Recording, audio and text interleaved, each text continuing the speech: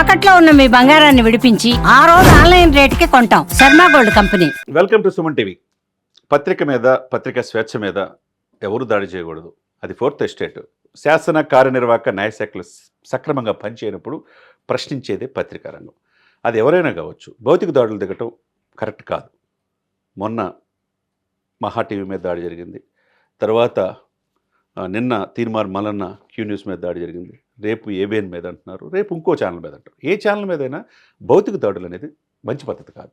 చంపేద్దామనే ఇదితో వెళ్తాం అనేది ఈ ప్రజాస్వామ్యంలో మంచిది కాదు. ఇది రాజరిక ప్రభుత్వం కాదు, ప్రజాస్వామ్యం.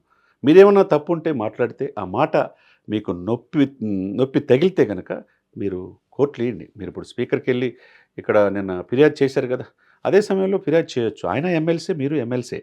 కానీ భౌతిక దాడులు దిగి చివరికి 6 రౌండ్లు పోలీసు కూడా కాల్పులు జరిపితే పరిస్థితి వచ్చిందంటే, ఆయన చంపడానికి వెళ్ళి గాయపరిచారంటే, అక్కడ రక్తం మరకలు కూడా కనపడుతున్నాయంటే, చివరి పత్రికను కూడా, మీడియాను కూడా మీరు ఏదైనా చేద్దాం అనుకుంటే ఎంతవరకు సమంజసం? యాదృచ్ఛికంగా మన మహా ఛానల్ మీద కూడా దాడి చేసింది ఇదే బీఆర్ఎస్ ప్రభుత్వం, బీఆర్ఎస్ నాయకులే.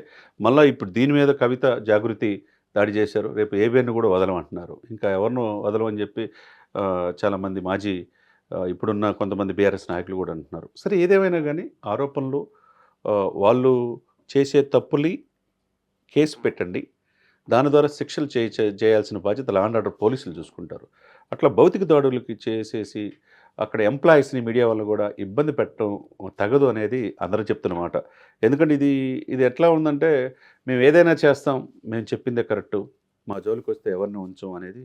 ఇది ప్రజాస్వామ్యం. దశాబ్దం పైనే మీకు అధికారం ఇచ్చారు.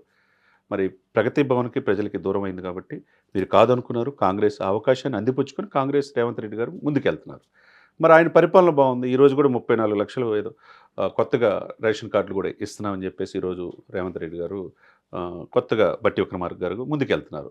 వాళ్ళు ఇద్దరు కూడా సీఎం, డిప్యూటీ సీఎం చక్కగా ముందు పరిపాలన మీద దృష్టి పెట్టారు.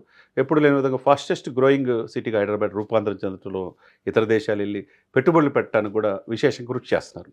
అభివృద్ధి మీద దృష్టి పెట్టండి. అభివృద్ధిని లోపిస్తే ప్రశ్నించండి, తప్పులేదు. కాళేశ్వరం స్కామ్ మీద ఒక ఇంజనీర్లో 200 కోట్ల ఆస్తి వచ్చిందంటే ఏ స్థాయికి అవినీతి వెళ్ళిందో గత 5 సంవత్సరాల్లో మనం చూసాం. సరే, ఏదేమైనా కానీ మీడియా సమస్యల పైన దాడి జరగకూడదు అనేది మేధావులు, విఘ్నులు చెప్తున్నమాట. ఇది ఇలా చేసుకుంటా పోతే ఇంకా ఎవరు మాట్లాడతారు? మాట్లాడే గొంతుకల్ని నొక్కేద్దాం అనుకుంటే ఎంతవరకు సమంజసం? ఇప్పుడు మేము బీసీ 42% రిజర్వేషన్స్ ఇస్తున్నామని చెప్పి రేవంత్ రెడ్డి గారు చేశారు. మరి అదేవిధంగా బీసీలు అధికారులు రావాలని పార్టీ పెడదామని చెప్పేసి ఆయన ప్రయత్నం చేస్తున్నారు. తప్పేం కాదే. దానికి ఆర్కెస్ట్రేషన్ అంటారు.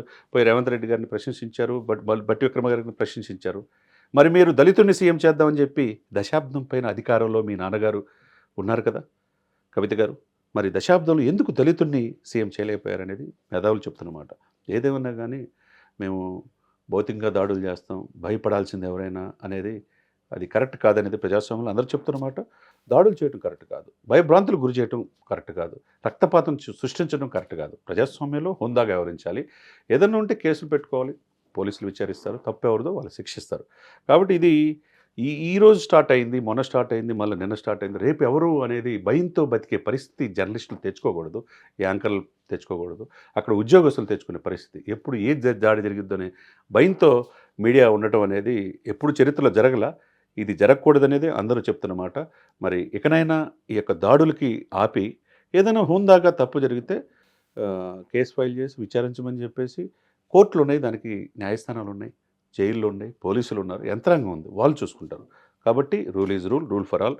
మీరు చట్టాన్ని లా అండ్ ఆర్డర్ మీరు చేతిలో తీసుకుంటే మరి మిగతా వాళ్ళు చేయాల్సిన డ్యూటీ వాళ్ళు చేయాలి కదా. కాబట్టి వాళ్ళ డ్యూటీకి భంగం కలిగించకుండా ప్రజాస్వామ్యతంగా మీ హక్కుల కోసం పోరాడితే ప్రజలు హుందాగా మిమ్మల్ని ఆశీర్వదిస్తారు.